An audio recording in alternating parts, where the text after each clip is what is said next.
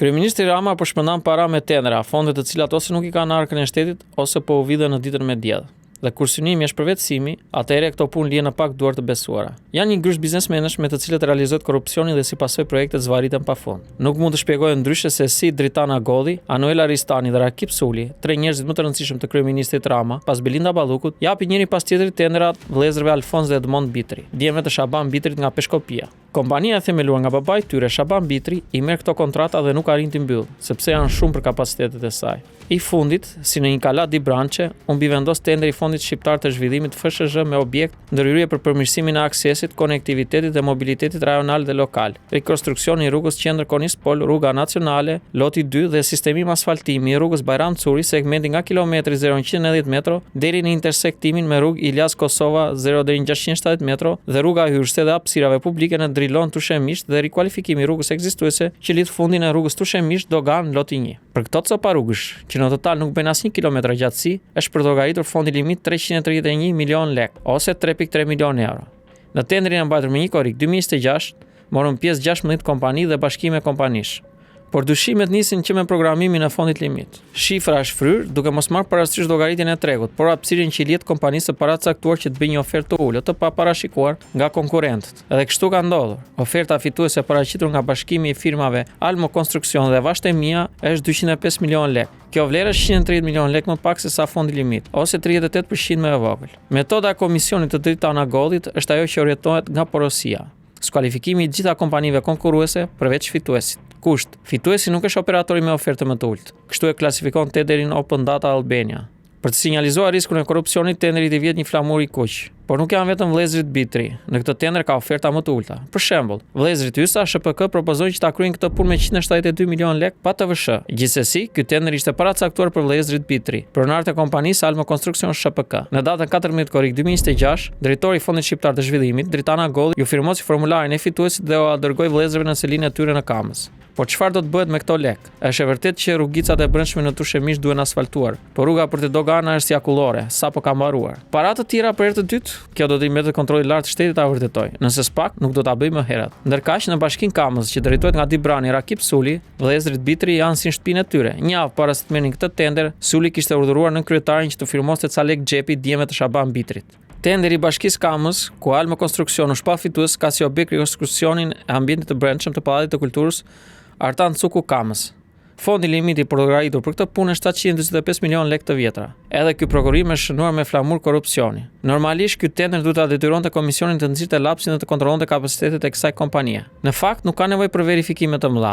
Almo ka kontrata publike në përduar që akoma nuk i ka dorëzuar. Më 13 janar 2026, Almo e Bitrit ka marrë nga Bashkia Tiranë kontratën për ndërtimin e një rruge rurale, të cilën duhet ta dorëzonte ditën e djeshme, por akoma nuk e ka gërvishtur. Ky tender titullohej ndërtimi i unazës Mustafa Koc Veski Kocaj, asfaltimi i unazës që lidh 5 fshatra. Fondi limiti i miratuar për këtë projekt është 1.7 miliard lek pa TVSH dhe janë paratë e buxhetit për vitin 2025, që kryebashkiaka i tenderon vetëm disa ditë para mbylljes së veprimeve financiare. Ndërkohë, vëllezërit Alfons dhe Edmond Bitri kishin sjellur atë zëna me 2 thas me lek. Më 5 nëntor 2025 morën tenderin 2.7 miliard lek me firmën e drejtorit të Fondit Shqiptar të Zhvillimit, Dritana Golli. Të nesërmen, në datë 6 nëntor 2025, Agolli u dha vëllezërve kontratën tjetër me vlerë 4.6 miliard lek. Apo përdoret nga rilindja kompania Almo Konstruksion për operacione pastrimi parash të korrupsionit? Po i marrim me radhë. I pari është tenderi me objekt transformimi urban në hapësira publike kryesore. Rajoni 4. Rikualifikimi i rrugës Butrindi Sarand. Janë paratë taksa paguesve shqiptar që hidhen në një rrugë që është asfaltuar me 10 herë dhe është në gjendje të shkëlqyer. Financimi i këtij objekti është parashikuar në programet buxhetore për periudhën 2025-2027. Fondi limit i caktuar për projektin është 270 milion lek të reja, pa TVSH.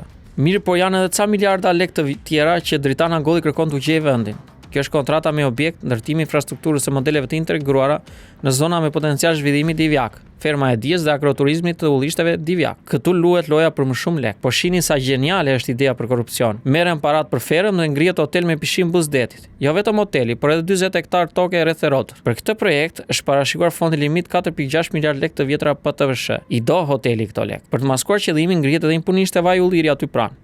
Tenderi i hapur më 9 tetor dhe i mbajtur më 27 tetor 2025 është një kryevepër korrupsioni. Nga 21 kompani pjesëmarrëse, 10 janë skualifikuar me njëherë. Por si mund të justifikohet që brenda 2 ditëve të njëjtës kompani jepen tendra me vlera kaq të larta me favorizim të hapur në shkeljet ligjit për prokurimet. Me sa duket vëllezërit Bitri kanë hyrë në rrethin e ngushtë të besuar të rilindjes. Pas denoncimit të Media 60 u bë ditë se ky nuk kishte asgjë më shumë për një projekt të resorti luksoz. Ndërkohë, njëra nga kompanitë pjesëmarrëse ka denoncuar në Komisionin e Prokurimit Publik mënyrën e vlerësimit me pikë nga Komisioni i Tendrit. E gjendur para provave që Dritan Agolli lë pas me arrogancë dhe shkujdesje, Komisioni i Prokurimit Publik u detyrua të kërkojë sërish vlerësimin me pikë të Alma Konstruksion. Ky është vendimi i parë i datës 3 shkurt 2026, ku KPP-ja ka pranuar ankesën e kompanisë Drava SHPK dhe ka urdhëruar të bëhet rivlerësimi i pikëve që ishin dhënë padrejtisht kompania Alma Konstruksion. Ishte koha kur Jonaid Mizuri sapo ishte shkarkuar nga KPP-ja dhe komisioni mori disa vendime të pavarura.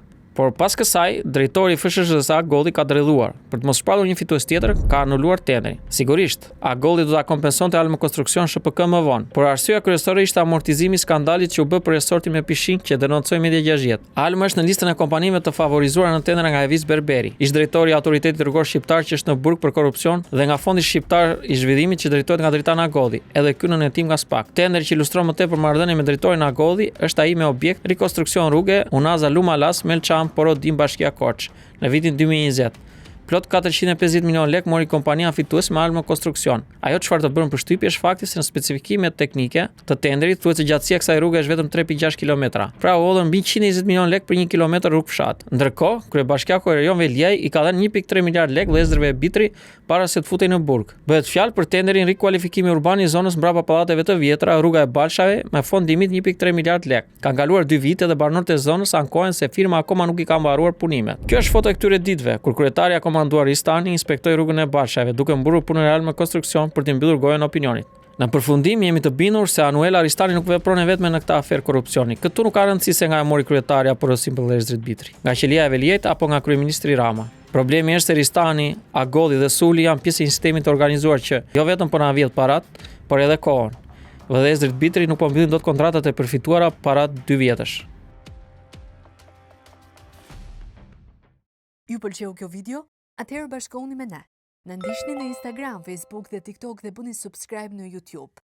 Klikoni like dhe share dhe aktivizoni njoftimet për të mos humbur asnjë video të re. Faleminderit për mbështetjen.